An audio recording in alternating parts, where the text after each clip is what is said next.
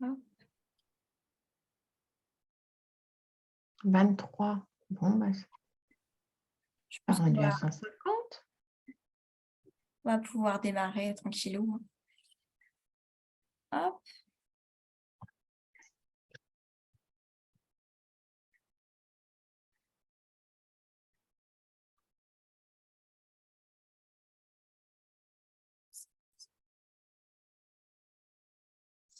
Donc, bonjour à toutes et à tous. Je m'appelle Elodie Brenne. Je suis chargée de prévention à la Mutualité française Bretagne. Je suis ravie de vous accueillir pour ce webinaire à destination des aidants intitulé Prenons soin de ceux qui aident. Donc, on sera ensemble durant environ 1 heure et demie.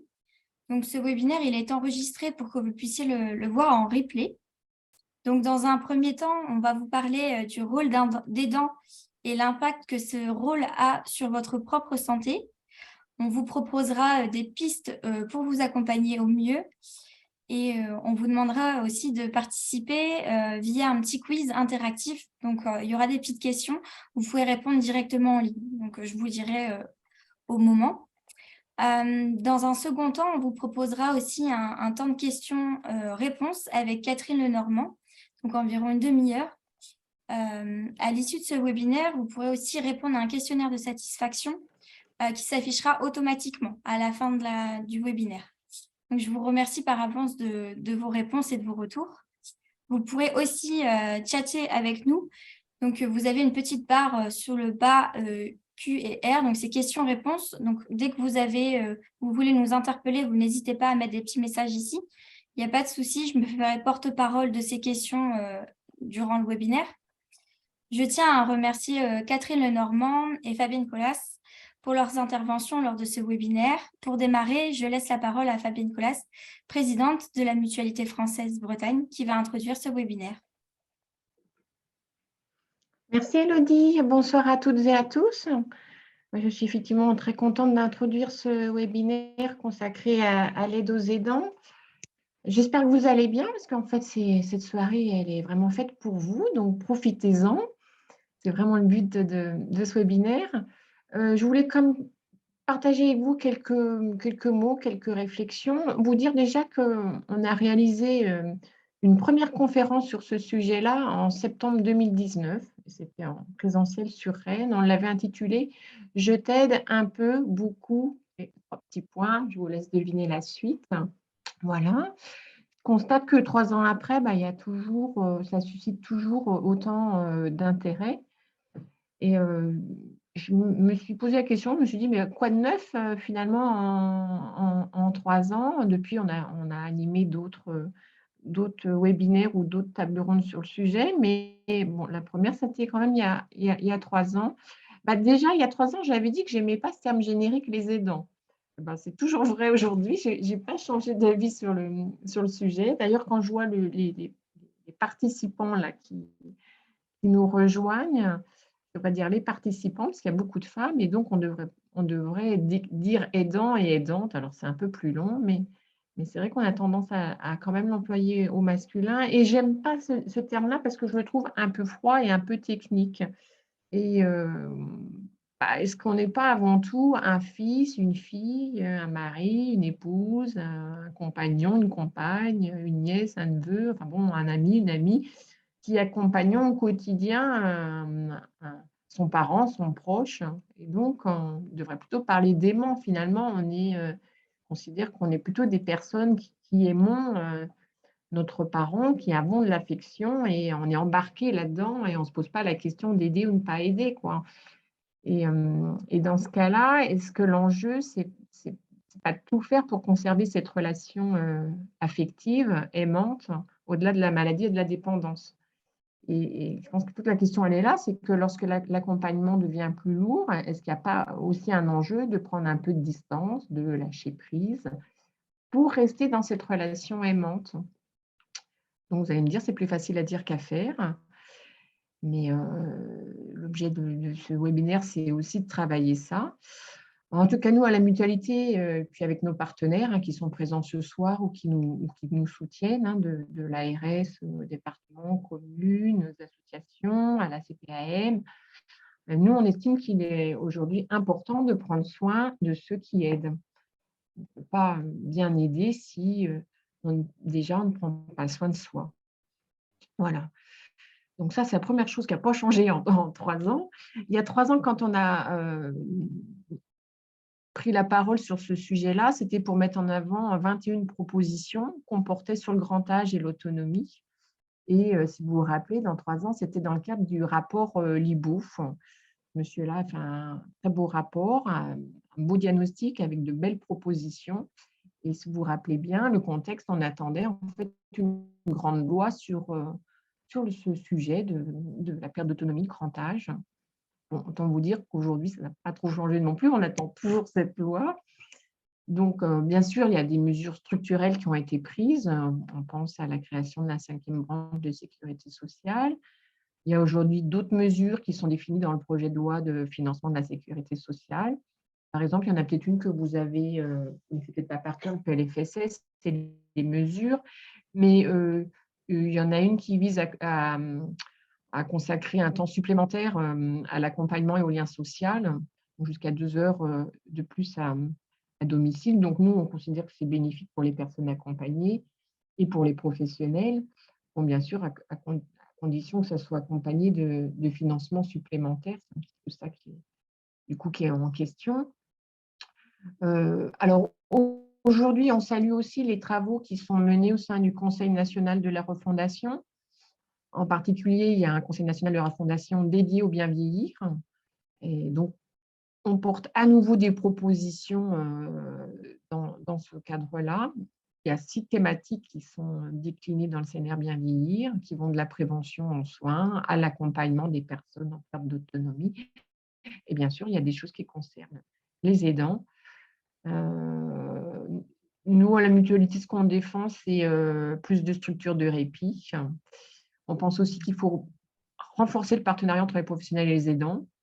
Et puis, on pense aussi qu'il faut davantage valoriser le rôle des aidants, entre autres en continuant à améliorer le statut d'aidant en entreprise. Parce qu'en fait, bien souvent, les aidants sont également des salariés, exercent une activité professionnelle. Donc, il faut pouvoir continuer à améliorer le statut.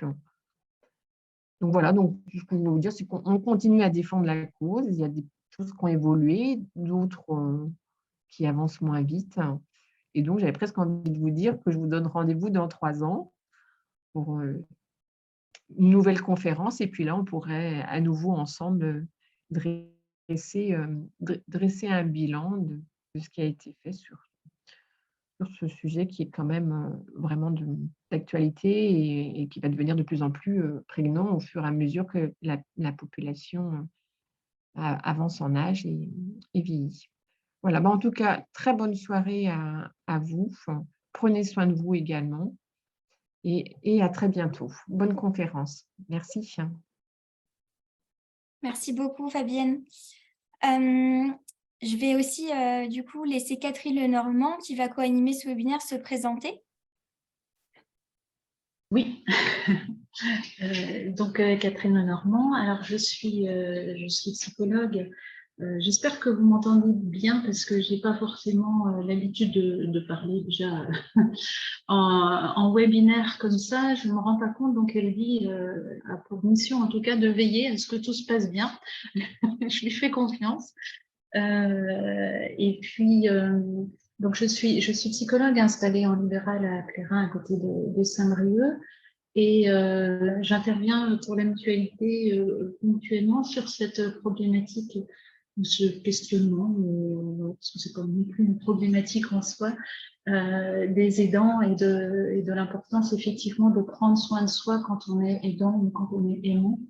C'est curieux d'ailleurs, Mme Collin, que vous ayez parlé de aimant, parce que c'est aussi un retour que m'avait fait un époux qui me disait, effectivement, j'aide ma femme, mais je l'aide parce que je l'aime, et donc, dedans, est-ce qu'on ne peut pas m'appeler aimant? Donc, il avait vraiment ce souci-là également. Et donc, j'interviens pour la mutualité sur cette problématique-là, parce que j'interviens pour des associations comme France Alzheimer ou France Parkinson, où ils ont des programmes d'aide aux aidants ou d'accompagnement psychologique en fait des aidants, puisque les aidants dans ces associations-là peuvent bénéficier de quelques consultations individuelles s'ils en éprouvent le besoin.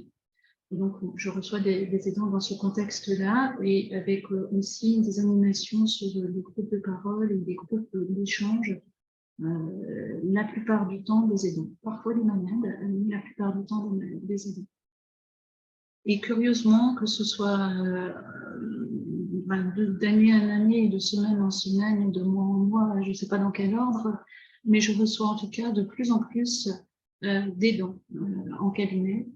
Alors, il y a ceux qui travaillent, qui ne savent plus comment gérer et leur vie professionnelle, et leur vie de parents, et leur vie d'aidants. Et puis, il y a les autres qui prennent tout juste leur retraite et qui avaient imaginé vivre un moment de liberté. Et puis, la liberté est contrainte ou remise en cause, en tout cas par des limites de la réalité, de la maladie, du conjoint, ou du parent. Ils se retrouvent même parfois entre les parents et leurs propres enfants à gérer des situations un petit peu complexes, en sandwich entre toutes ces situations. C'est une problématique qui m'interpelle particulièrement. Je trouve que c'est vraiment une question, ce n'est même plus une question sociétale, c'est une question de vie. On est tous aidants à un moment donné, appelés à être aidants de quelqu'un à un moment donné, peut-être de notre existence, à plus ou moins grande échelle.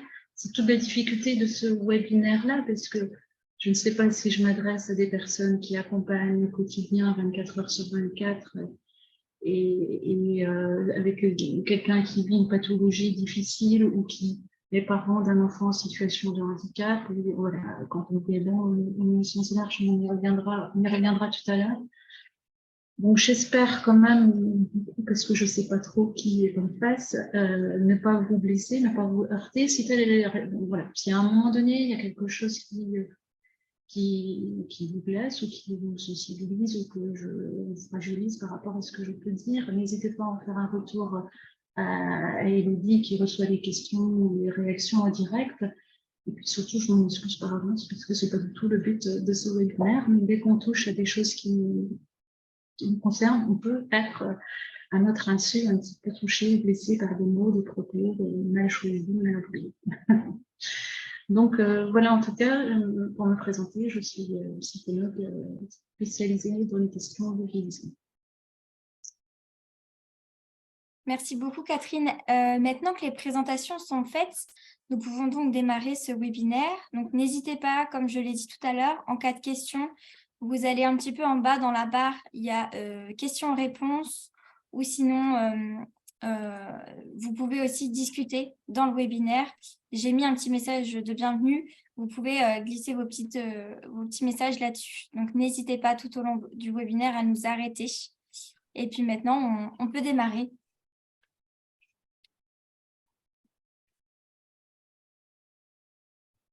Quand on dit qu'on peut démarrer, Virginie, tu veux que je mette... Tu peux lancer le diapo. Le PowerPoint.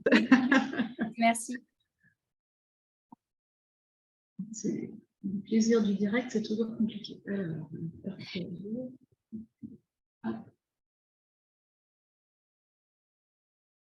Est-ce qu'il est à l'écran? Les autres? Oui, c'est bon pour nous.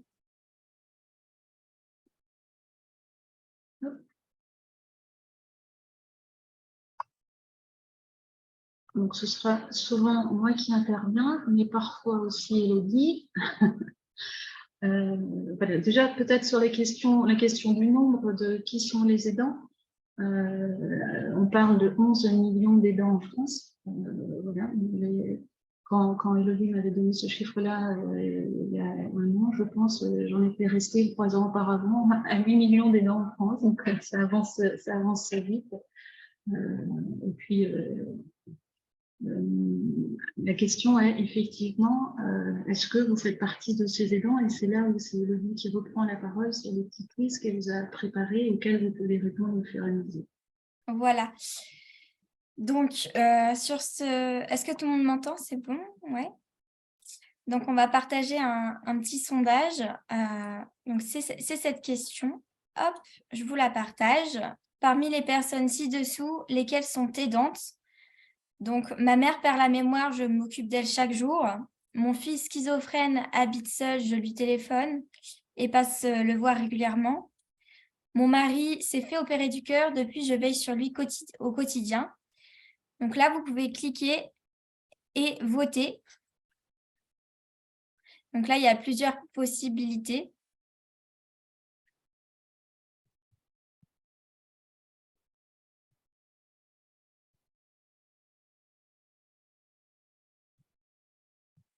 On peut prendre 2 ou 3 ou aucune possibilité. Comment, Catherine? On peut prendre 1, 2, 3 possibilités. Oui. Choix multiple.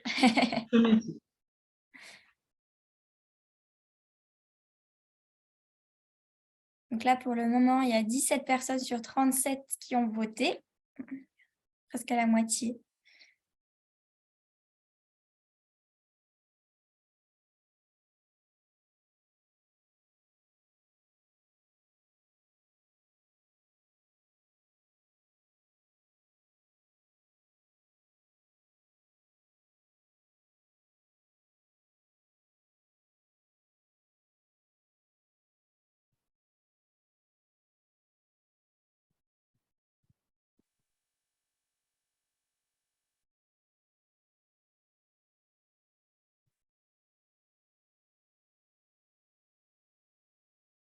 Bon, j'ai l'impression que plus personne ne répond, donc je vais mettre fin au sondage.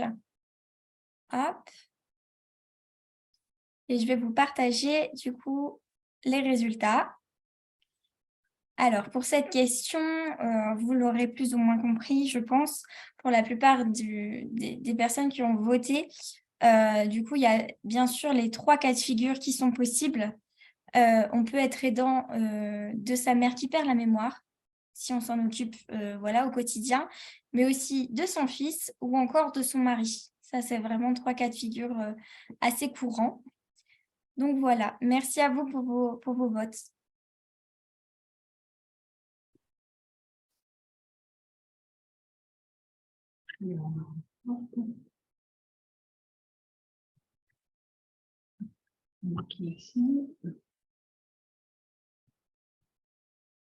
Ma mère perd la mémoire, je m'occupe d'elle chaque jour, était une bonne réponse. Mon fils qui souffre de schizophrénie habite seul, je lui téléphone et passe régulièrement également, ainsi que mon mari qui s'est fait opérer du cœur. Et puis, je veille sur lui au quotidien. Donc, effectivement, c'est une question de définition hein, et de comment, qu'est-ce qu'être aidant et qu'est-ce qu'on appelle un aidant. C'est vrai que voilà, on appelle aidant, en tout cas de façon officielle, si je suis la chef européenne de l'aidant familial, une personne qui est non professionnelle, qui vient en aide à une personne dépendante de son entourage pour les activités de la vie quotidienne. Donc, ça peut être le parent d'un enfant en situation de handicap, forcément, ou aidant de son enfant, et ça peut durer toute la vie de l'aidant. Le conjoint d'une personne souffrant d'une maladie chronique, quelle que soit la maladie, ou l'enfant d'une personne âgée. Je ne suis pas étonnée qu'il y ait plus de personnes à avoir répondu à cette question sur je m'occupe de ma mère qui a des problèmes de mémoire, parce que effectivement, en nombre, vous êtes sans doute plus fréquents et plus nombreux. Et c'est souvent à ça qu'on pense, mais on peut aussi être conjoint, on peut aussi être parent d'un enfant en situation. En tout cas, ça veut dire que on a, en tant qu'aidant, à s'occuper d'une ou plusieurs personnes de notre entourage, dépendantes à des degrés divers. Donc, ça peut être ponctuel. Hein, quelqu'un qui s'est cassé les jambes à un moment donné, ça va durer 3 semaines, 6 semaines. Qui s'est cassé l'école du fémur, le temps que ça se répare, ou qui s'est cassé, donc là, ça peut être ponctuel, comme ça peut être beaucoup plus long, si on est sur des maladies dégénératives plus chroniques, automatiquement, voilà, les choses vont en continuant d'avancer, donc il faudra être aidant plus longtemps. Être aidant, c'est donc ça peut être d'un ami, d'un frère, d'une sœur, d'un père, d'une mère, d'un mari, d'une épouse, d'un enfant, pourquoi pas d'un voisin. Mais en tout cas, c'est effectivement ce que disait Mme Conas tout à l'heure, c'est être aidant d'un proche. Un proche avec du coup, toute la richesse et la complexité psychologique et affective des relations qui nous lient à ce proche-là. La relation existait avant la maladie, même pour un parent qui est en situation de handicap. Il y avait ce désir d'enfant, et puis la vie fait que l'enfant est là, mais peut-être avec une pathologie. Donc, en tout cas, il y a toujours, on a une histoire avec cette personne-là. On a des relations affectives avec cette personne-là, et c'est vraiment ça qui nous différencie des aidants professionnels. On n'est pas du tout on peut apporter une aide qui parfois ressemble à ce qu'un professionnel ferait, sauf qu'un professionnel, il le fait sur un temps relativement court et il le fait dans un cadre complètement qui n'a rien à voir avec les liens affectifs. Donc, être aidant, c'est quand même un lien qui est à l'épreuve de la maladie. Alors, que vont faire ces aidants-là, ou qu'est-ce qu'ils peuvent être amenés à faire en fait? Un aidant peut être là pour écouter une personne, savoir être vraiment d'être dans une vraie écoute, la stimuler, lui apporter de l'aide, peut-être la relever parce qu'elle a besoin d'aide pour se relever du fauteuil, et aussi entendre. Prendre les rendez-vous chez le médecin, chez le dentiste, chez le neurologue, à l'hôpital, avec Internet peut-être, rien qu'avec une personne âgée, c'est aussi prendre les rendez-vous Internet parce que tout le monde n'a pas la possibilité de se servir de Doctolib et compagnie. Voilà, vous verrez que pour le webinaire, pour moi, c'est difficile ce soir, à distance. Être là pour rassurer, pour soulager peut-être, pour surveiller est-ce que le frigidaire est rempli, est-ce que les comptes sont justes, ou qu'est-ce qui se passe, soutenir physiquement ou moralement une personne, mais pas que le soutien physique, il y a aussi le soutien moral, l'accompagner dans son quotidien, la recadrer éventuellement, parce que à cause de sa pathologie, elle fait des erreurs et qu'elle a besoin d'être un peu recadrée par moment.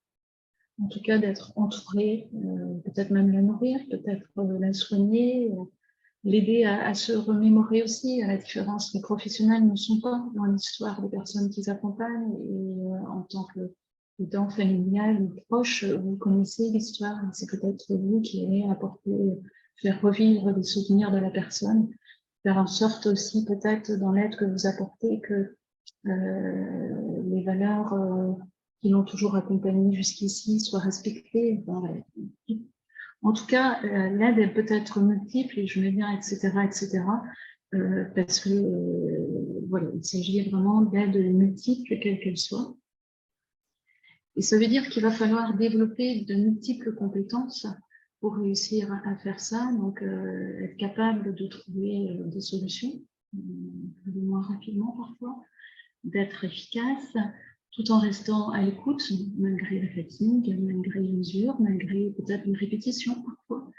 Une vraie présence, une vraie écoute, être capable de planifier, d'anticiper les problèmes, d'organiser le quotidien, de s'adapter, parce que c'est peut-être là aussi le plus difficile quand on est sur des pathologies évolutives où ça y est, on pense avoir à peu près un moment de compréhension, d'accalmie, et puis la situation évolue et il faut encore s'adapter de nouveau.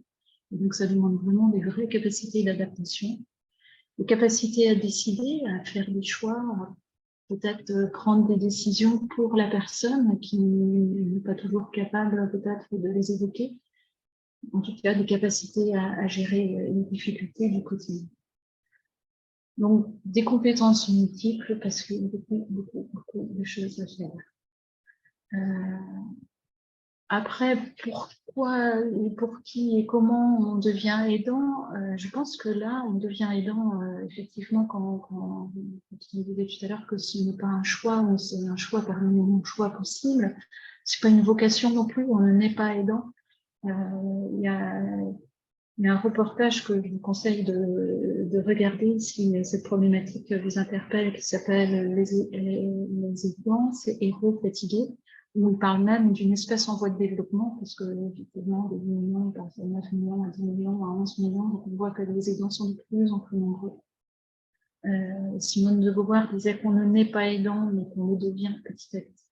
Alors on le devient parce que peut-être que c'est la collectivité ou la société qui attend de nous que nous soyons aidants. Forcément, si vous avez votre parent qui est malade, on attend un petit peu au niveau de la collectivité que vous preniez soin de votre parent. De la même façon que peut-être il a pris soin de vous avant.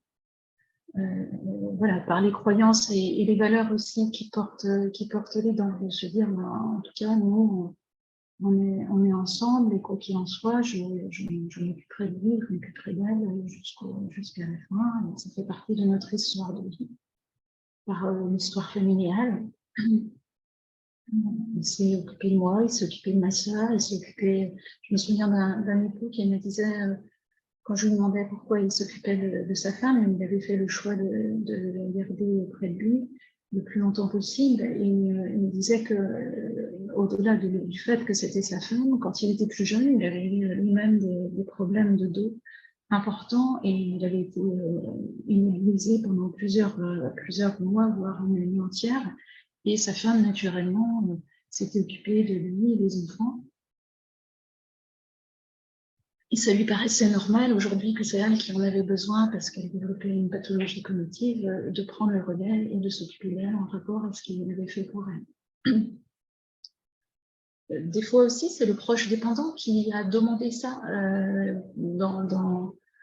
dans l'histoire du couple, ou de dire, ben voilà, ou même d'une fratrie, de dire, ben, s'il m'arrive quelque chose, est-ce que tu t'occuperas de moi, ou j'aimerais bien que tu t'occupes de moi, ou des parents qui disent à leurs enfants, ben, tu vois, chez tes cousins, ils ont mis leurs parents en maison de retraite. En tout cas, moi, je voudrais pas aller en maison de retraite. Tu t'occuperas de moi. Et donc, toutes ces paroles qu'on peut dire à certains moments, parce qu'on les pense à ce moment-là, sans peut-être savoir ce qui va se passer plus tard. L'histoire du couple aussi, des fois, de se dire, on est mariés pour le meilleur et pour le pire, et donc c'est complètement naturel qu'on s'occupe de notre époux ou de notre épouse. En fait, est-ce que c'est si naturel que ça? Je ne sais pas. Par la place dans la famille ou les dents désignées, c'est quelquefois j'appelle les dents désignées celui sur qui toute la famille peut compter. Ça peut parfois être cet enfant célibataire qui lui-même n'a pas d'enfant, qui est plus disponible pour venir s'occuper des parents, qui peut-être vient juste d'être en retraite, alors il est encore plus disponible. Et là, toute la famille compte sur lui ou sur elle pour prendre soin de ses parents ou d'un proche de la famille. Et ça paraît tellement naturel pour tout le monde. Mais en même temps, voilà, toujours cette question de est-ce que c'est si naturel? Et en tout cas, être aidant, ça peut créer des fragilités. Donc, voilà, là aussi, c'est quelque chose de très important à avoir en tête, que quand on est aidant, on peut avoir des risques particuliers. Et donc là, Élodie, tu reprends la parole pour refaire un petit quiz. C'est ça. Alors, du coup, on va vous demander de contribuer un petit peu à cette question. Hop, je vous la pose tout de suite. Donc, vous l'avez déjà vu sur le PowerPoint, mais là, je lance le sondage. Alors, lorsque l'on est aidant, a-t-on des risques particuliers concernant une moindre vie sociale, des problèmes de sommeil, des tensions familiales et conjugales? Donc, encore une fois, il y a différents choix possibles.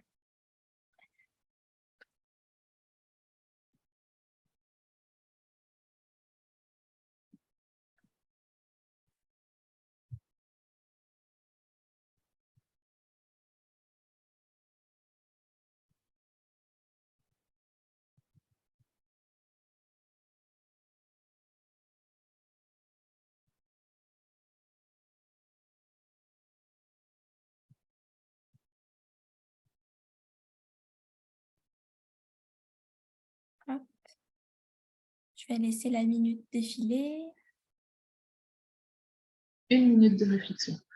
C'est ça. Bon, c'est assez rapide, hein. Hop, je mets fin au sondage. Donc, pour vous, ce qui ressort le plus quand même pour 100% des personnes qui ont voté, c'est une moindre vie sociale, pour 88% des problèmes de sommeil et pour 92%, des tensions familiales et conjugales. Hop, donc là, je vous ai partagé les résultats. C'est quand même des répercussions assez fréquentes chez les aidants. Mais on va voir ça plus en détail du coup avec Catherine. Je te laisse la main, Catherine. D'accord. Donc effectivement, ça a vraiment des répercussions au niveau social, au niveau physique et au niveau de la vie intrafamiliale et conjugale. Et c'est des mots qu'on entend aussi chez beaucoup d'aidants. Alors évidemment, il y a tout le côté positif, et heureusement qu'il y en a aussi, que d'être aidant, on peut trouver du répit, on peut se sentir soutenu, on peut être en confiance, on peut ressentir de l'écoute avec des professionnels ou des proches, avoir des aides financières parfois. Du réconfort et en tout cas ressentir de l'amour à part entière. Mais on voit bien aussi que dans les mots des aidants, on entend aussi des mots d'inquiétude, de tristesse, de culpabilité, de fatigue, de solitude, de disponibilité, j'aurais même mis d'indisponibilité peut-être, et de responsabilité, de disponibilité pour et de responsabilité importante. Et forcément, tout ça va avoir un impact au niveau psychologique. Alors, c'est un petit peu ce que je vous invite sur lequel j'ai envie de discuter là, c'est un petit peu qu'est-ce que ça peut apporter de devenir aidant au niveau psychologique, quels sentiments ça peut réveiller, à quoi ça peut nous confronter intérieurement. Et forcément, alors je vais donner des choses auxquelles j'ai pensé, mais il n'y a pas d'ordre d'importance, il n'y a pas de choses plus importantes que d'autres. Et puis, il y a certaines émotions par lesquelles peut-être certains vont passer et puis d'autres pas. Mais effectivement, du fait qu'on est sur une histoire affective, on se retrouve quand même en tant qu'aidant à vivre le réveil des émotions, parfois enfouies, liées à la relation établie antérieurement avec la personne accompagnée. Alors, ça peut être de l'amour, ça peut être de la compassion, mais pourquoi pas aussi, dans le cas où les choses ont été difficiles, on peut aussi ressentir de la colère, de la peur, de la tristesse, voire de la jalousie ou de la rancœur. C'est pas du tout la même chose de s'occuper d'un parent qui a été aimant que d'un parent qui, pour X raison, quelle que soit son histoire, n'a pas peut-être été à la hauteur de ce qu'on peut attendre d'un parent tout le temps. C'est pas la même chose de s'occuper d'un mari qui a été aimant, fidèle, attentif, que de s'occuper d'un mari qui a trompé, qui était absent, qui n'était pas aidant. Voilà. Je parle des maris parce que les femmes, c'est une rare jeunesse, sont toujours aimants et fidèles. Mais voilà, tout ça pour dire qu'effectivement, ça va réveiller des émotions. Et on est aussi sur des positions qui sont alors inversées, si on est dans l'aide et dans l'aider, c'est peut-être pas inversé, mais qui sont en tout cas bouleversées les positions, puisque l'aidant prend de l'ascendant sur le malade avec tous les risques que cela peut engendrer. Et quand je parle de risques que cela peut engendrer, je parle de cette aide qui est faite sans beaucoup d'amour pour X raisons, mais qui a bien sûr rien à l'histoire entre les personnes, entre aidants et aidés, et où on a même parfois des risques de maltraitance. Bien sûr, c'est pas le sujet ici, et c'est certainement pas le plus évident, loin de là. Je pense que la plupart des aidants ne sont pas maltraitants.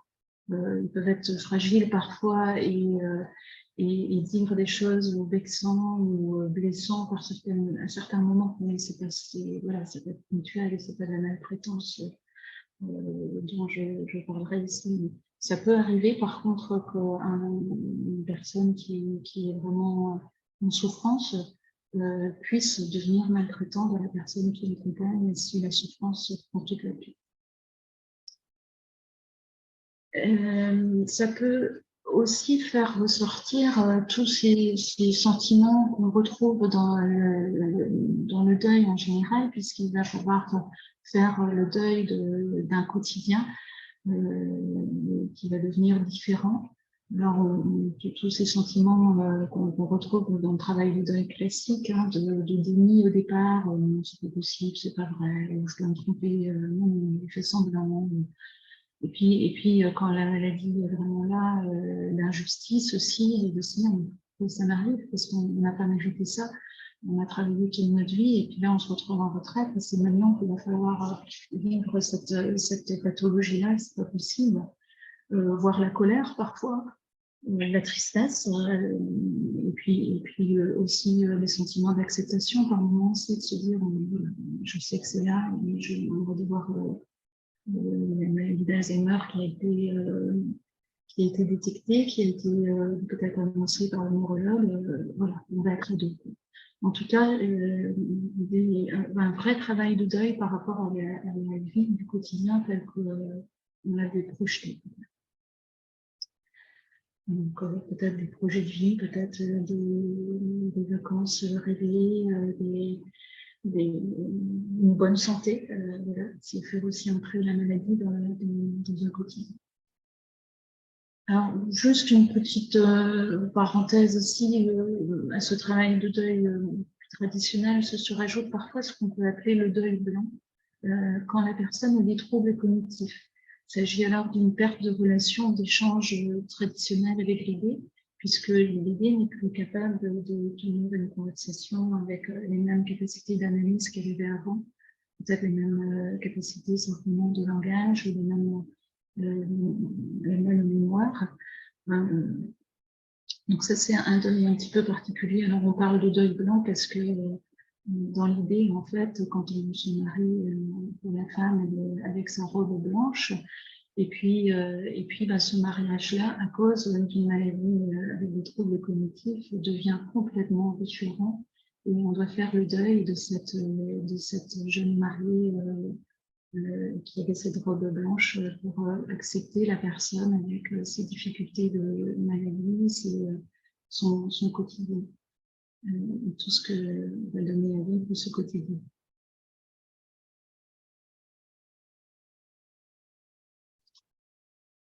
Des sentiments aussi qui peuvent apparaître parfois, c'est la culpabilité.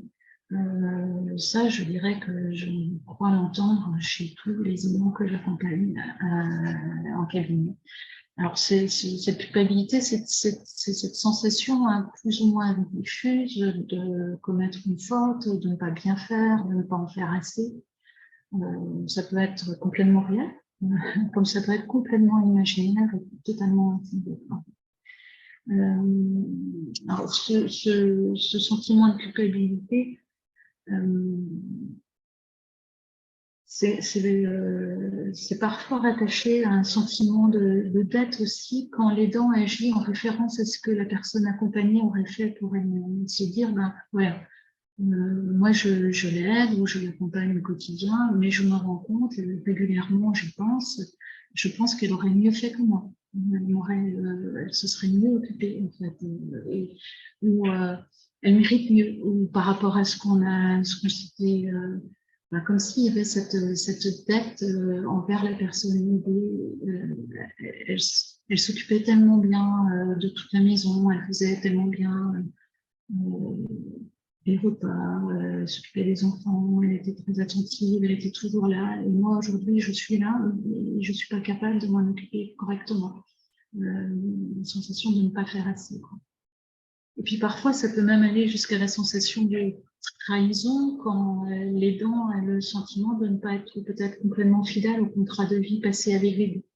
Voilà, j'ai dû penser à prévoir un hébergement temporaire et je sais bien que il n'aurait pas voulu ça de la part de l'aidant.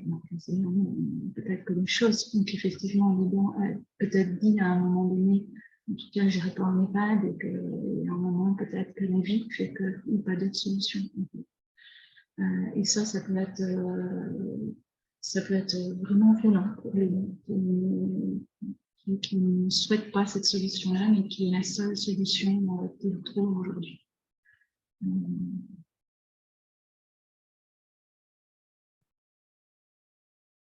Alors même, il arrive que les dents qui du coup, acceptent de s'accorder un répit pour tenir dans le temps, puisque cette aide-là, ça va être 24 heures sur 24 ou 365 jours sur 365 jours. À un moment donné, parfois, il arrive que les dents aient besoin de se reposer, de prendre un peu de recul, et c'est là où on va penser peut-être à l'hébergement temporaire. Et puis, alors qu'on se dit, ça y est, la personne est en hébergement temporaire pour 1 semaine, pour 2 semaines, peut-être un petit peu plus, les dents vont pouvoir enfin se reposer. Et là, j'arrive au cabinet et je vois des aidants qui arrivent et qui s'écroulent complètement parce qu'ils sont plongés par cette culpabilité. De dire, mais je l'ai mis en hébergement, j'aurais jamais dû faire ça. On s'était dit, on s'occuperait l'un de l'autre, quelles que soient les circonstances de vie. Sauf qu'à un moment donné, la réalité fait que les choses sont peut-être différentes de ce qu'on s'était dit à un moment donné. Ça peut entraîner de la culpabilité. Complètement différent peut-être des sensations que peuvent ressentir les aidants aussi, de déstabilisation, quand la pathologie de la personne donne à vivre des comportements qui peuvent paraître déplacés aux yeux de la société parce que la personne a une pathologie dite frontale, tous ces comportements sociaux sont effacés, qu'elle est complètement désinhibée, par exemple. Elle veut dire ce qu'elle pense, et c'est même pas ce qu'elle pense, en fait. Elle n'a plus les conduites sociales, elle n'a plus spécialement la politesse, elle n'a plus les codes sociaux qu'on utilise au quotidien. Ça peut être complètement déstabilisant pour l'aidant, puisque des fois, ils me disent, mais cette personne-là, je ne la reconnais pas, en fait. C'était quelqu'un d'attentif, c'était quelqu'un de sensible, c'était quelqu'un de poli. Et puis là, elle fait ses réflexions comme elle l'entend. Il a des comportements avec les femmes qu'il n'a jamais eus. Enfin, et c'est des comportements qui peuvent être liés à la maladie, qui peuvent être liés aux pathologies. Tout dépend évidemment des pathologies. Déstabilisation aussi face au silence des aidants qui disent bon, voilà, j'essaie de lui parler et puis en retour il me regarde, mais je ne sais pas ce qu'il pense, je ne sais pas, est-ce qu'il comprend, est-ce qu'il ne comprend pas. Et puis face aux changements successifs, à un moment, ça y est, là on arrive à communiquer, et puis oh, il y a encore eu quelque chose, et là j'y arrive plus. Et donc c'est complètement déstabilisant pour les gens de vivre ces moments-là. Parfois même une déstabilisation dans les cas extrêmes qui peuvent entraîner un sentiment d'insécurité ou de peur, puisqu'on ne reconnaît tellement plus l'aider qu'on se demande, mais est-ce que c'est vraiment lui, quoi? Enfin, qu'est-ce qui se passe, quoi? Et est-ce que quand il se met en colère parce qu'il est agressif, parce qu'il est contrarié par quelque chose, il peut être dangereux ou pas pour moi? Des questions qui parfois se posent. Il y a des pathologies de type cognitif, effectivement essentiellement, où il peut y avoir vraiment de l'agressivité et le malade est incapable de se contenir. Donc c'est complètement déstabilisant. On n'apprend pas dans la vie à vivre ce genre de situation. On n'est jamais prêt à vivre ces situations qui sont par des proches qu'on a aimés. Ça peut aussi, le fait d'être aidant, entraîner des sentiments d'impuissance, d'incompétence. On ne sait pas trop, on devient le geôlier de la personne aidée. Alors, on conduisait jusqu'ici, mais là, avec sa maladie, est-ce que je me laisse conduire ou est-ce que je lui enlève les clés? Est-ce que je lui laisse gérer ses comptes ou est-ce que je vérifie tout et puis est-ce que je prévois une curatelle? Est-ce que je prévois une tutelle? Est-ce que je laisse faire ou pas? En fait, est-ce qu'il faut sécuriser la personne à tout prix contre les valeurs de liberté ou prendre le risque de laisser faire en domaine de la sécurité? C'est toute une question et si je pouvais vous donner la réponse, j'aimerais bien. Voilà, on sait bien hein, il y a des choses qui sont évidentes, mais il y a des choses qui ne sont pas toujours évidentes en fait. La question de la conduite, moi, ça m'est arrivé d'aller en voiture avec des patients parkinsoniens et de me rendre compte qu'ils étaient tout à fait capables de conduire et qu'il n'y avait aucun risque. Et puis d'autres qui avaient des gestes un petit peu plus brusques et avec lesquels je me sentais en insécurité. Mais voilà, c'est plus facile pour quelqu'un de l'extérieur de dire voilà, c'est peut-être dangereux de conduire que pour une poule qui se dit non, oui, mais là je m'enlève quand même toute sa liberté. Quoi. Parce qu'effectivement, surtout peut-être en Bretagne ou dans la campagne, quand on ne conduit plus, c'est compliqué, ne serait-ce que pour aller déjeuner, ne serait-ce que aller chercher le journal, aller chercher. Mais voilà, est-ce que je laisse cuisiner ou pas? Est-ce que je la laisse cuisiner, elle qui adorait cuisiner, ou est-ce que je la laisse préparer le café? La dernière fois, elle a laissé la plaque en route tout l'après-midi. Des choses qui sont pas évidentes à gérer au quotidien. Alors, il y avait un monsieur qui disait j'ai l'impression de devenir le gendarme de mon épouse petit à petit, dans un groupe de parole. Et puis, il y avait un autre aidant qui était à ce groupe de parole et qui lui avait dit oui, je vois bien dans ce que vous dites que vous devenez son gendarme parce que vous devez la surveiller à longueur de temps, mais vous êtes quand même un gendarme aimant, d'abord son mari et vous resterez son mari. Et je ne suis pas sûre qu'elle aurait accepté qu'un gendarme lui parle de la façon dont vous racontez que vous lui parlez. Donc effectivement, c'est une question de devenir le geôlier ou gendarme, mais avec quand même de l'amour. Ce qui peut être compliqué aussi, c'est le sentiment de ne pas savoir mesurer et doser l'investissement au quotidien. Alors l'investissement déjà de soi-même, hein, de l'aider, est-ce que j'en fais assez? Est-ce que j'en fais pas assez? Est-ce que c'est risqué pour moi de faire tout ça? Est-ce que c'est important? Est-ce que c'est démesuré? Est-ce que je fais tout ça et que je m'oublie un peu ou est-ce que je suis encore bien présent dans l'aide et bien présent pour les autres aussi ou est-ce que je me perds moi-même dans l'aide que j'apporte et j'atteins les limites?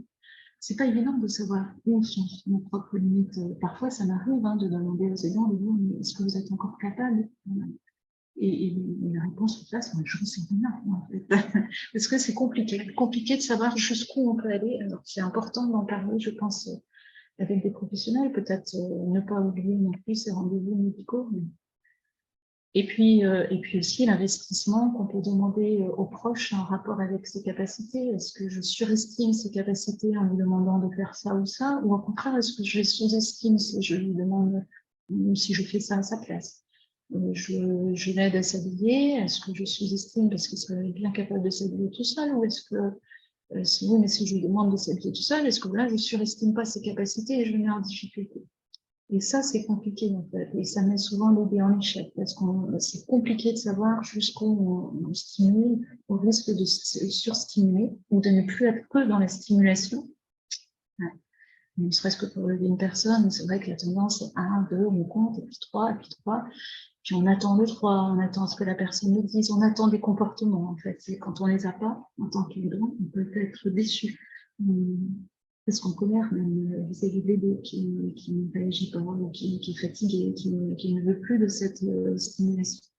Il y a parfois, hein, ça m'est arrivé de rencontrer des aidants qui ne veulent tellement pas perdre les capacités de la personne qu'ils accompagnent, et je l'entends complètement, qui stimulent à longueur de temps, mais qui stimulent tellement qu'ils surstimulent à un moment donné et que la personne accompagnée, la personne aidée, n'en peut plus de cette relation. La relation est juste devenue difficile pour le vivre. Et risque de mettre en échec les ministères, c'est pas simple non plus. Complètement autre, un sentiment de honte face au regard des autres. Alors peut-être que ça rejoint cette désinhibition sociale dont je parlais tout à l'heure, effectivement. Quand la personne accompagnée a des comportements inadaptés en société, qu'elle devient différente, voir quand elle est incontinente et que peut-être il y a des odeurs et que les gens autour commencent à regarder d'un regard un peu persistant. Ou quand il y a des symptômes moteurs, voilà, ça paraît. J'ai des lunettes aujourd'hui, j'ai mis un petit peu de temps à accepter mes lunettes. Donc, j'ose pas imaginer effectivement le fait d'accepter une canne, le fait d'accepter un fauteuil roulant, d'accepter qui peuvent un peu entraîner une gêne qui aboutit parfois au risque d'aboutir à l'isolement et au repli social. Et c'est vrai que c'est important de rester en lien social, mais c'est vrai qu'il y a des lieux où la société ne fait pas non plus cadeau aux malades et que c'est pas évident de vivre avec un handicap, avec une différence. Et ça peut mettre très mal à l'aise. Alors, sentiment de honte est peut-être un petit peu exagéré, c'est peut-être un sentiment d'être un peu mal à l'aise, mais face au regard des autres. Et c'est sûr que sinon, ça peut être bien mieux si on n'était pas si sensible au regard des autres, mais en même temps, on fait partie d'une société dans laquelle ce regard des autres persiste quand même, et on ne peut pas toujours faire sans non plus. Un sentiment peut-être de solitude, comme une sorte de souffrance muette pour les dents, qui du coup, à cause de ces problèmes-là, se trouver isolés, séparés des autres personnes, séparé peut-être peu à peu, insidieusement, même parfois du reste de son environnement, même en fonction de la pathologie de l'aidé, se retrouver isolé et, de cet aidé-là, qui lui-même n'est pas capable de reconnaître ce que l'aidant fait pour lui, qui est en difficulté pour tenir une conversation. Il y a un monsieur qui me faisait part de ça il n'y a pas très longtemps en consultation, que ce qu'il avait le plus de mal à supporter, c'était que c'était un couple qui était très sociable, ils avaient beaucoup d'amis, ils partaient beaucoup en voyage, et du coup, en partant plus en voyage, déjà une partie de leur habitude avait changé, l'habitude sociale, et puis petit à petit, leurs amis passaient de moins en moins, parce qu'ils ne savaient pas quoi dire, parce qu'ils ne savaient pas comment comment appréhender la maladie cognitive de son épouse. Il rajoutait, et le plus difficile pour moi, c'est de ne pas pouvoir partager cette déception avec mon épouse, puisque si je lui parle, elle ne va pas me répondre. Ce qui ne veut pas dire qu'il ne peut pas le dire quand même. Donc, mais voilà, il n'y avait pas la réponse qu'il aurait eue avant, le recul qu'elle aurait peut-être pu apporter en me disant, bah, tu vois, voilà, on a voyagé, c'était des relations qu'on avait à ce moment-là, c'était peut-être pas de véritables amis, peut-être qu'on s'en fera d'autres qui t'inquiètent pas, enfin, incapable aussi d'être rassuré. Mais le danger, effectivement, c'est petit à petit de se retrouver isolé à cause d'une pathologie, à cause d'un handicap, à cause du regard social. Un autre sentiment que peuvent vivre parfois des aidants, c'est alors, c'est un peu plus peut-être quand les personnes partent, sont en institution, en foyer, en EHPAD, à l'hôpital, où on est quand même dans un système pyramidal de système de santé où là, il y a les médecins, il y a les infirmières, il y a les aides-soignants, il y a les experts de vie, tout est très très hiérarchisé. Et quelquefois, l'aidant qui s'est vraiment occupé soit de son enfant, soit de son parent, ou de son épouse, ou de son conjoint, qui voit de son frère ou de sa sœur, et puis la personne aidée se retrouve en institution, on se retrouve en EHPAD ou à l'hôpital, et puis là, il se retrouve un peu exclu de ce système de professionnels qui dit savoir, ou qui peut-être mieux que l'aidant, ce qui est bon pour les deux. Et ça, c'est très dévalorisant, en fait, pour les dents. Je me rappelle d'un monsieur qui me disait même quand il avait sa femme qui ne dormait plus la nuit et qui, du coup, dont il ne pouvait plus s'occuper parce qu'il n'avait plus les capacités physiques, il ne pouvait plus dormir l'un l'autre, surtout lui, non plus à aller surveiller la nuit comme ses enfants avaient décidé qu'elle allait à un établissement et il me disait quand il est allé la voir, les aidants lui ont dit, ben voilà, les professionnels lui ont dit, ben voilà, maintenant elle est là, on va s'en occuper. Et il s'est senti complètement dépossédé de son épouse. Alors, ils ont sans doute bien les choses, mais il dit, je ne pouvais plus être là quand il faisait la toilette, je ne pouvais plus être là quand il lui donnait à manger, je pouvais plus, enfin, il se sentait un peu dépossédé de son épouse. Et le médecin lui avait changé son traitement, et quand il a demandé au médecin ce qu'il donnait comme traitement, il n'a même pas eu les réponses parce que c'était pas son corps, en fait. Faites-nous confiance. Voilà. Ça arrive aussi hein, sur des travailleurs sociaux, des fois, ou même sans doute moi en consultation, de dire à des aidants, il n'y a qu'à, faut que, il faudrait faire ça, il faudrait faire ça, il faudrait faire ça. Et voilà. En fait, la réalité elle est bien plus compliquée que ça. Et on peut se sentir dépossédé de son malade, on peut se sentir en situation d'infériorité si on a en fait donné des professionnels qui sont un petit peu trop indicatifs dans leur façon d'être. Catherine, je t'interromps 2 secondes. On va devoir un petit peu accélérer. Ouais, ouais. Parce que le temps passe vite, malheureusement. D'accord. Donc, aussi, bien sûr, ce sentiment de ne pas pouvoir se projeter sereinement dans le futur, hein, puisque ce futur est relié à cette dépendance de l'idée. Mais aussi, du coup, se pose la question du futur pour l'aidant. Qu'est-ce qu'il adviendra de moi une fois que tout sera terminé? Qui s'occupera de moi? C'est aussi des questions que j'entends souvent de la part des aidants. Donc, cette fragilité, les aidants, on les retrouve, si on regarde les enquêtes handicap et santé, puisque 48% des aidants déclarent avoir une maladie chronique, 29% des aidants se sentent anxieux et stressés, donc toute cette anxiété qui est liée à tous ces sentiments et ces émotions ressenties, et 25% déclarent ressentir une fatigue physique et morale. Ce qui est quand même un quart. Je pense que là, les chiffres ont dû augmenter un peu aussi. Parce que ce qui se passe, c'est que souvent, l'aidant privilégie la santé de la personne qui l'accompagne au détriment de la sienne. Et souvent, après quelques mois ou quelques années, l'aidant constate des signes qui montrent une santé plus fragile, donc une fatigue physique et morale, des problèmes de sommeil, liés au stress souvent et à l'anxiété, du stress, une moindre vie sociale, des sentiments de solitude et ces fameuses tensions familiales et conjugales. Parfois, les enfants ne sont pas d'accord sur les situations, les frères et sœurs, tout ce que ça peut donner aussi en dispute.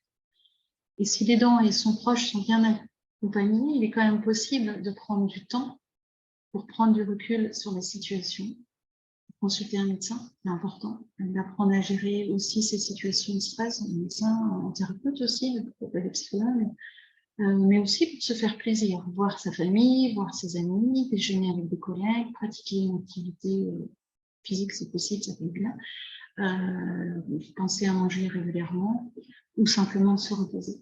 C'est quand même important de garder ce temps parce que vous ne savez pas combien de temps ça va durer.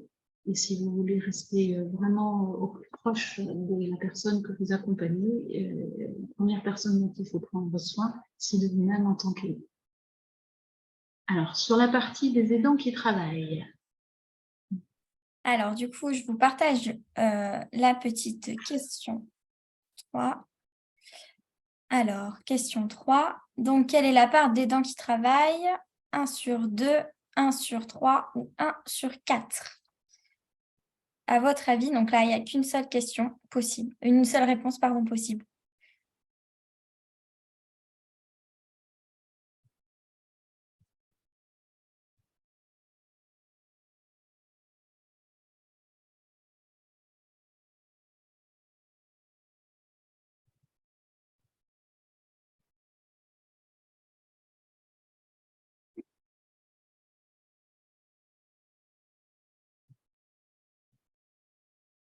Il y en a certains qui doivent réfléchir, je pense. Il y a 74 personnes qui ont répondu.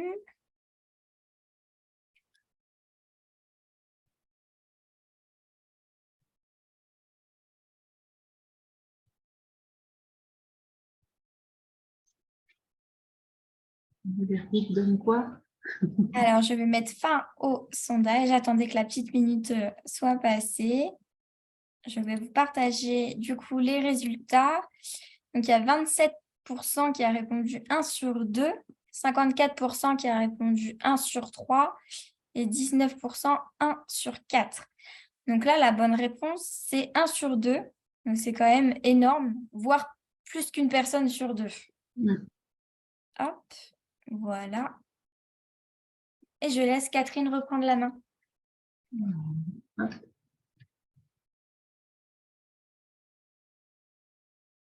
Donc, 1 sur 2 aidants qui travaillent. Ce qui est effectivement plus d'un aidant sur 2 est en activité professionnelle aujourd'hui. Et du coup, se pose la question de comment concilier sa vie personnelle et sa vie professionnelle, puisqu'il faut, voilà, quel temps il me reste pour décompresser entre mon travail et la personne dont je m'occupe. Est-ce que j'en parle à mes collègues ou est-ce que j'en parle pas? Qu'est-ce qui est mieux? Est-ce que s'il y a une urgence qui se passe, comment je vais pouvoir faire? Sur qui je vais pouvoir m'appuyer?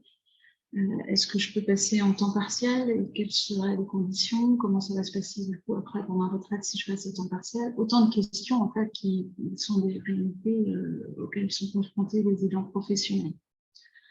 Alors, ce qui peut aider un petit peu à réfléchir, ou en tout cas sur quoi vous pouvez vous appuyer, c'était le cas.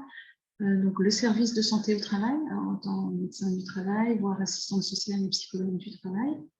Le service en charge des ressources humaines en entreprise, le conseil social et économique, le mutuel, l'organisme de prévoyance. Donc, tous ces interlocuteurs qui peuvent vous aider à faire le point sur la situation, autant médicale que financière, vous informer sur les aides disponibles, sur vos droits, est-ce que vous avez le droit à un congé aidant, par exemple, quelque chose qui existe aussi, lequel moment prendre, tout ça pour vous aider à trouver des solutions. Alors, quelles sont les solutions pour mieux aider les aidants? Hop, donc là, pareil, on va vous partager un petit quiz. Alors, quelles solutions ont les aidants pour aller mieux? Consacrer le maximum de temps à leurs proches pour qu'ils aillent mieux, mobiliser des professionnels pour prendre soin de son proche, s'appuyer sur les réseaux familial et amical pour décompresser. Donc là, pareil, vous pouvez mettre plusieurs réponses.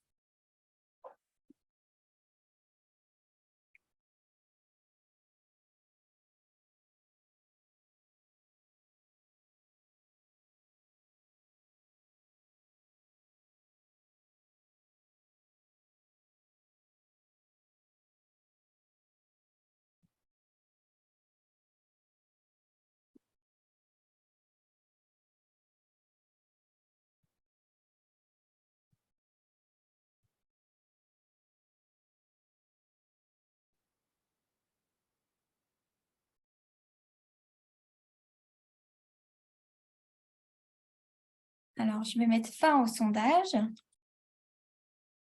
et je partage les résultats. Alors, donc il y a 14% qui a répondu à la première question, la première réponse qui était consacrer le maximum de temps à leurs proches pour qu'ils aillent mieux. 96% mobiliser des professionnels pour prendre soin de son proche. Et pour 93%, s'appuyer sur le réseau familial et amical pour décompresser. Donc là, les bonnes réponses, entre guillemets, c'est la deuxième et la troisième.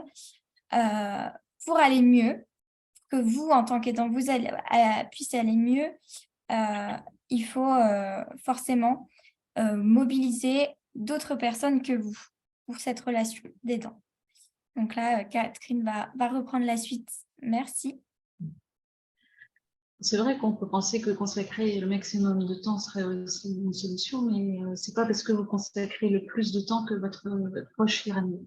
C'est sûr que si on avait la certitude qu'il a mieux, peut-être qu'effectivement ce sera intéressant, mais c'est quand même pas ce qui est possible. Alors, je ne fais pas la main. Voilà. Donc, ce qui est important dans les bonnes pratiques des aidants, si tant est qu'il y a des bonnes pratiques, c'est de garder à l'idée quand même que c'est important d'avoir du temps pour soi, de ne pas s'oublier, de penser vraiment à soi, de pouvoir déléguer à une personne de confiance. Donc, effectivement, la difficulté, c'est de trouver là où les personnes de confiance. Il y a un concept en psychologie, on parle même des familles psychologiques à un moment donné, donc ça existe, hein, même à travers des associations. Et puis peut-être des fois prendre du temps aussi pour partager autre chose que la maladie ou le handicap. de reprendre une vie un petit peu autre, un peu plus normalisée, si tant est qu'elle puisse l'être à certains moments. Donc, l'important, c'est de comprendre la situation, de pouvoir mobiliser les professionnels qui vont pour vous aider à prendre soin de votre proche, s'appuyer sur le réseau familial, amical pour décompresser. Si des fois, les amis vont dire qu'est-ce que je peux faire pour t'aider? Oh juste un café ou raconte-moi une histoire, je sais pas, mais voilà, de dire moi j'ai besoin de me changer les idées et c'est normal, quoi. Et puis, les professionnels vous diront comment bénéficier des aides disponibles. Donc, un exemple, mon conjoint, je l'ai dit pour toi. Vas-y si tu veux. Donc, au nouveau quiz, mon conjoint a eu un AVC, vers qui je peux me tourner pour avoir de l'aide? Donc là, je partage, comme ça vous pouvez répondre de vos ordinateurs. Est-ce que c'est la maison départementale des personnes handicapées, donc la MDPH? Est-ce que ça va être des structures de répit? Est-ce que ça va être des associations? Donc, ça peut être la maison départementale des personnes handicapées et ou des structures de répit et ou des associations. Donc, choix multiple, dirait Élodie.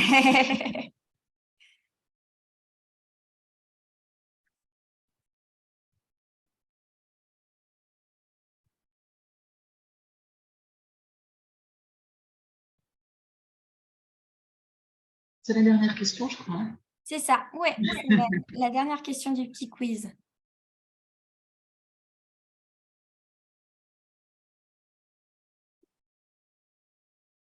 Donc là, je vais mettre fin au sondage et vous partager les résultats. J'attends que la minute soit passée.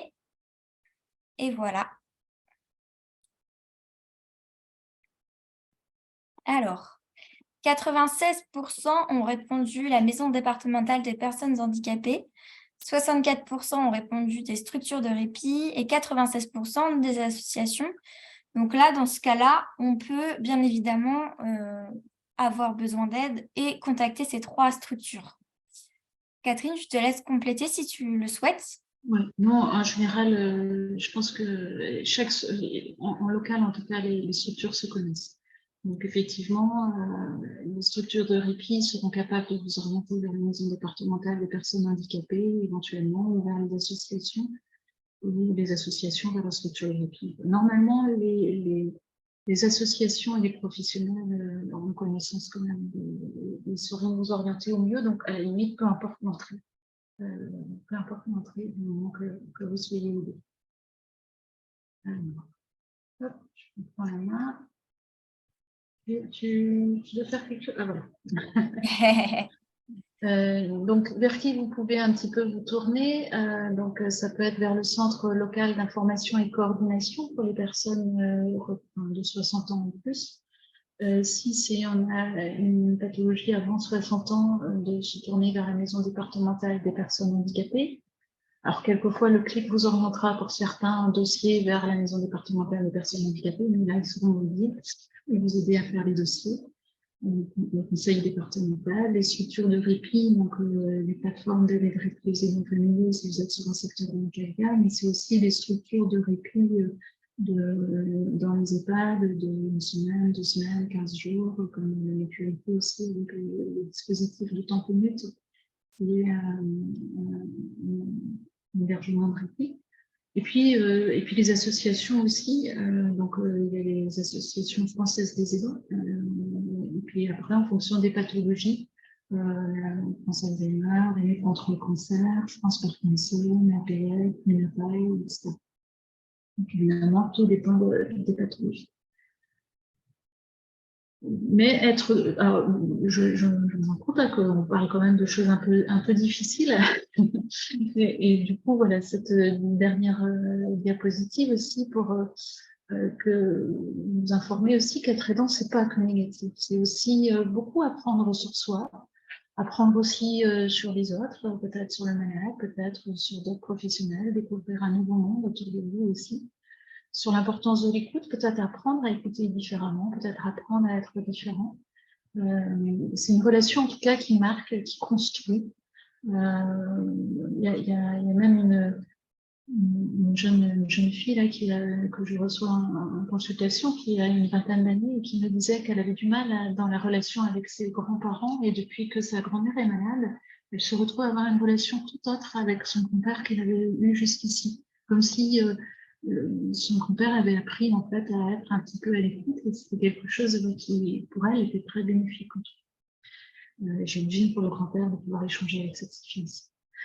Selon les situations et les individualités, hein, c'est un moment de vie qui peut être positif, plus nuancé bien sûr parfois, mais qui enrichit aussi et sensibilise à la fragilité humaine. Ça nous fait vraiment réfléchir en fait sur notre position du monde qui on est et notre fragilité et peut-être nos vraies valeurs. Puis peut-être aussi c'est assumer une mission de service public dans des conditions économiquement profitables à la collectivité, puisque si les aidants dits naturels, parce que c'est comme ça qu'on les appelle, n'étaient pas là. Si vous, en tant qu'aidant, vous n'étiez pas là, je crois que ça représente de mémoire un tiers de budget de la sécurité sociale qu'il faudrait développer en plus pour s'occuper des personnes dont vous vous occupez. Vous imaginez un petit peu ce que ça peut représenter. Voilà un petit peu pour ma part, Élodie, pour l'instant. Donc là, on va passer au moment de questions-réponses. Donc là, il y a eu quelques commentaires qu'on va partager, des éléments aussi supplémentaires. Il y a aussi les espaces autonomie santé pour les personnes de tout âge qui peuvent être des lieux ressources. Il y a la plateforme de répit départementale, par exemple dans les Côtes-d'Armor, il y en a une, donc Handicap 22. Donc ça, on pourra partager bien entendu ensuite par mail. Après, j'ai eu plutôt des commentaires, pas forcément des questions, mais peut-être des commentaires sur lesquels on peut rebondir. Donc, il y a quelqu'un anonymement qui demande s'il n'est pas préférable de ne pas parler à son employeur ou si, au contraire, il faut le mettre au courant. Et pareil pour les collègues, de sa situation d'aidant, de peur de la stigmatisation. Ouais, ça dépend vraiment beaucoup du milieu professionnel, je pense, dans lequel on évolue. Mais en même temps, alors et puis ça dépend aussi de l'aide qu'on apporte. Si c'est un parent qui doit apporter une aide à un enfant, à un moment donné, il va bien falloir prévenir son employeur aussi, parce qu'à tout moment, on peut quitter le travail. Mais ça peut être la même chose aussi, hein, si on doit s'occuper de son conjoint ou de son parent. Oui, ça peut être entendu et vécu comme une forme de potentielle fragilité, perçue comme ça au départ par l'employeur. Après, si l'employeur est normal, il n'y a pas de raison de ne pas le dire en fait, parce qu'au contraire, ça permet de dire bon bah voilà, c'est pas parce que vous en parlez à l'employeur que vous allez profiter du système. Et du coup, c'est de dire, ben, voilà, si j'ai besoin à un moment donné, je peux être amenée à devoir partir précipitamment. Mais c'est vrai qu'il n'y a pas de réponse toute faite, c'est très individuel, quoi. Et effectivement, il y a un risque de stigmatisation dans des entreprises qui sont moins bien traitantes, en fait. Si l'entreprise, s'il n'y a pas de souci dans l'entreprise, je pense qu'il n'y a pas de risque à prévenir. Au contraire, on peut même des fois avoir des collègues qui viennent soutenir ou qui viennent apporter ou dire. Je pense même à un monsieur qui s'occupait de sa femme et quand il a prévenu son employeur, donc et ses collègues de travail, donc il s'occupait de sa femme et de son fils, ça faisait beaucoup pour lui-même et il était à quelques mois de la retraite et ils ont tous donné au niveau de ses collègues quelques jours de RTT pour qu'ils puissent partir plus tôt en fait que ce qui était prévu.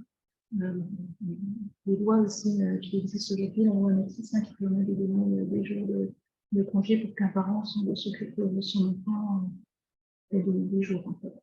Bon, mais ça dépend du contexte. C'est ça. Le but, c'est quand même de dialoguer avec son entreprise, avec ses collègues. Il ne faut pas en avoir honte non plus. Et puis, ça peut vous faire du bien aussi de vous livrer sur certains aspects. Après, libre à chacun de voir les choses comme ça. On a une question, Catherine. Quel soutien pour les parents d'enfants handicapés ayant dû renoncer depuis de nombreuses années à l'activité professionnelle. Qu'est-ce qu'on peut leur conseiller en termes d'aide financière ou de soutien? Là, alors c'est la MDPH qui devrait pouvoir répondre à ça. Ouais, Mais effectivement, c'est une vraie réalité parce que quand on a un enfant handicapé, il y a des frais. Il y a pas tellement. Il devrait y avoir des possibilités à ce que les professionnels prennent le relais vis-à-vis de l'enfant, vis-à-vis des parents qui puissent soutenir. Mais dans la réalité des faits, il y a des pathologies où ça va être impossible quasiment, parce qu'il n'y a pas de structure qui existe, ou que si la structure existe, il reste comme même tous les week-ends, il reste il y a les vacances sur des structures ne sont pas toujours les mêmes vacances que les parents, et du coup ça les oblige à poser des congés. Mais c'est une réalité. Le nombre de parents qui doivent laisser leur travail quand ils ont un enfant, ou travailler à mi-temps, ou arrêter complètement de travailler quand ils ont un enfant en situation de handicap, est réel. Je n'ai pas le pourcentage en tête, parce que je ne suis pas bonne là-dessus, mais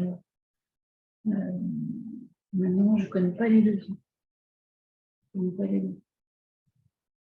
je pense que ta réponse est déjà bien et elle pourra aider cette personne. Alors, j'ai une autre question. Existe-t-il des établissements pour des personnes entre 50 et 55 ans qui sont des hébergements temporaires autres que les EHPAD? 50-55 ans. Ouais, Oui, ça paraît un peu jeune pour des EHPAD. c'est ça. Après, sans doute des foyers de vie. C'est ça. Il y a ça que je penserais. Après, si les personnes qu'elles soient quand même connues et inscrites dans le foyer de vie de façon à pouvoir être accompagnées. Il existe, alors ça dépend des lieux. Donc, il existe aussi des associations qui œuvrent, des professionnels qui gardent le domicile. Il y a le balochonnage aussi, qui est une expérience qui permet de garder à domicile la personne et d'avoir du répit. Mais là, du coup, la personne reste dans son domicile et c'est les professionnels qui viennent au domicile de la personne. On n'a pas surtout les secteurs géographiques. Je pense qu'on a de la chance sur le secteur de Saint-Malo. Il y a cette possibilité-là aussi. Mais ouais. Ça, c'est quelque chose auprès de la MDPH. Normalement, on devrait pouvoir répondre à cette question. C'est ça. Après,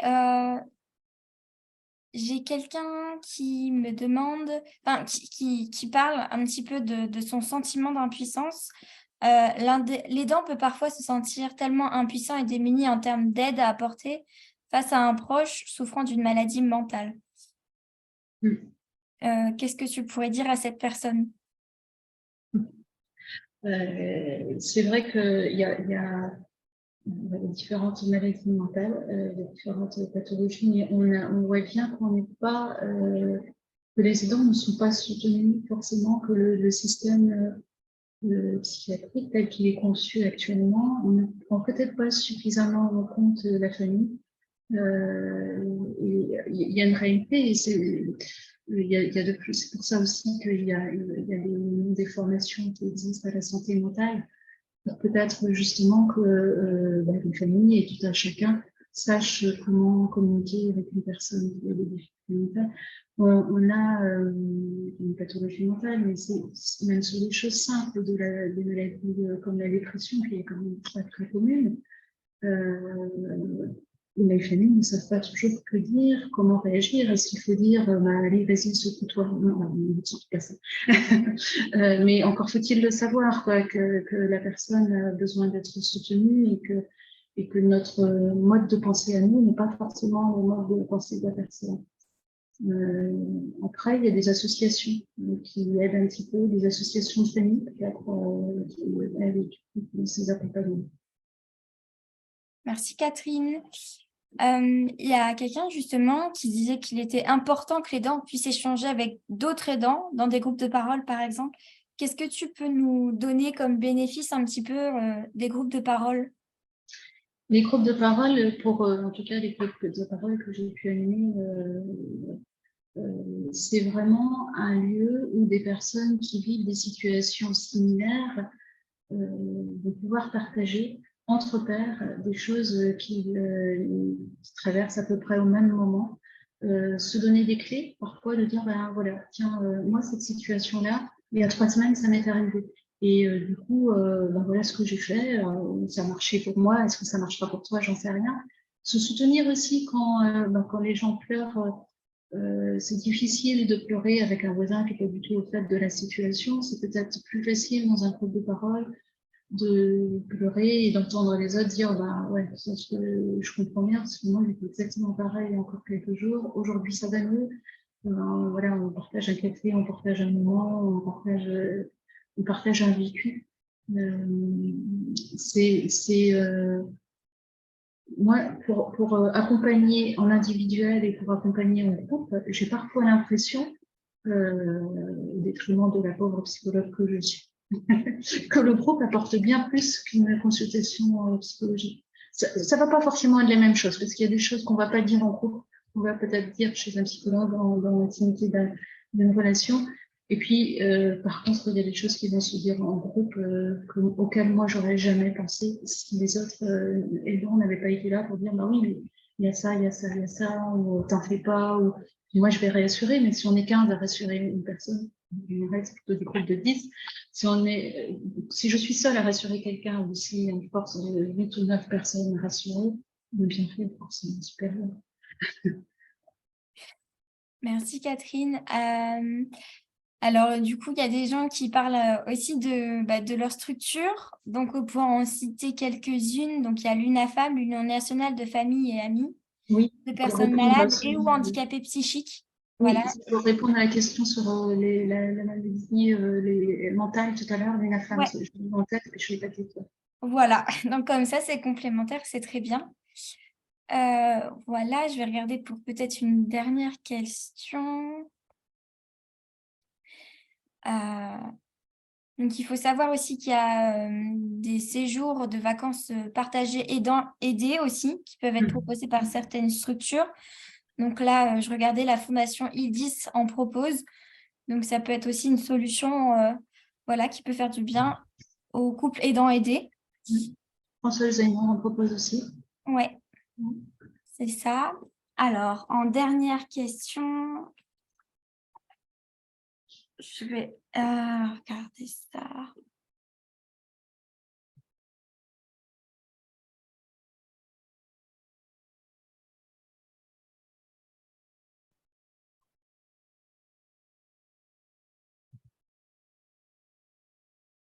Alors, si voilà, je me sens épuisée physiquement et moralement, donc on a déjà cité les différentes aides possibles, mais la personne que j'aide ne veut pas que je fasse intervenir des professionnels.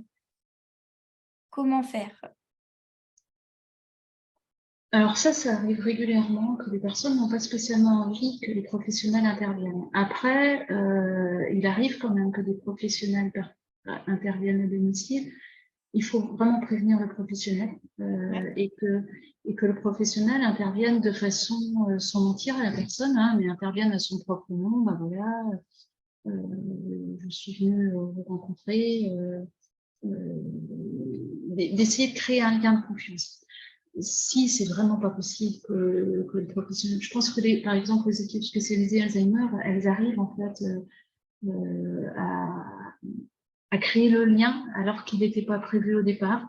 Ils arrivent un petit peu à feinter entre guillemets, sans mentir pour autant, juste se présenter, puis il y a le lien qui se crée, une discussion, un échange, et puis ça part. Effectivement, après, si la personne ne veut pas rencontrer le professionnel, ça ne veut pas dire que l'aidant ne doit pas aller voir un professionnel et demander conseil et demander de l'aide quand même, parce que peut-être que les professionnels auront une solution. Peut-être pas à cet instant T, mais peut-être un petit peu plus tard, ils reviendront vers lui en disant, oh, tiens, on a pensé telle ou telle solution concernant tel ou tel dispositif. Puis surtout après, s'il n'y a que des amis, je pense à une dame que j'ai rencontrée hier, où elle disait les professionnels, c'est pas possible pour l'instant, mon mari ne supporte pas parce qu'il est dans le déni de la maladie. et car moi j'ai besoin, et elle s'est entourée de plusieurs amis pour que l'un après l'autre puisse intervenir auprès de son mari pour qu'elle ait juste quelques heures personnelles pour s'échapper un petit peu parce que ça m'a tenu. Merci Catherine. Eh bien, on arrive à la fin de notre webinaire. Il y a eu 2 derniers commentaires sur justement les groupes de parole et sur les bienfaits des groupes de parole. Donc, je pense que c'est bien aussi de partager les réactions. En plus, ces groupes de parole permettent aussi d'écouter, en plus de parler, si on n'ose pas parler de notre propre problématique. C'est vrai que ça peut faire du bien aussi. Ouais. En reflet, en fait, quelquefois, les personnes sont un peu timides pour s'exprimer, mais quand ils entendent quelqu'un d'autre qui s'exprime sur une situation similaire, automatiquement, ça, voilà, ça fait aussi travailler, ça fait réfléchir et ça fait pas de côté nécessaire. C'est ça. Et voilà, donc je vous remercie tous pour votre participation. À la fin du webinaire, du coup, vous allez avoir un petit questionnaire de satisfaction. Ça va s'ouvrir tout seul quand je quitterai la page. Donc, merci à tous pour vos interventions. On ne peut pas répondre non plus à toutes les questions, malheureusement, mais voilà, on essaye de vous donner des clés, quelques données, en tout cas, pour vous accompagner au mieux. On vous partagera du coup le petit PowerPoint que vous avez pu voir et le webinaire sera disponible en replay également. Donc, je vous remercie à tous. Merci beaucoup, Catherine. Merci Elodie et à tout le monde. Que je ne vois pas, c'est frustrant quand même de ne pas vous voir. Vous n'imaginez même pas. Mais ils sont bien là. Donc, merci à tous et puis une très bonne soirée. Au revoir. Au revoir.